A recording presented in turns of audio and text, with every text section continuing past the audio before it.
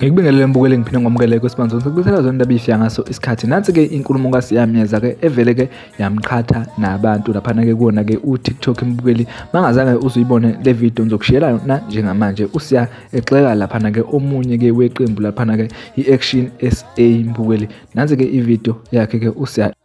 Kodwa bakwethu mina ngiyakhala la akekho ongashintsha umncango kuleli qembu akakulona noma nje Nkosi yami esinde bethi bamthuma uphutha ngazi noma bethuma yena noma ulokhuzana uHerman Mashaba kodwa umncango mani like he's a good leader uyabona une accountability enzima like is also radical and vocal at the same time konke and uyalandelela wenza show ijustice for abantu noma umphakathi o disadvantage uyayenza ngasona sonke isikhathi like uhleze zama ukuthi mhlawumbe abesemphakathi noma bekwi ground uyaphila nama update nama report sikhona isikole lapha na hayi kancane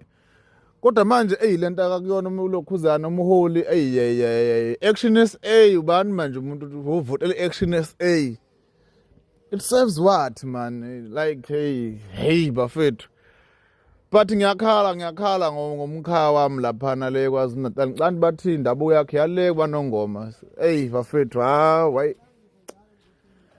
akusenani kodwa nje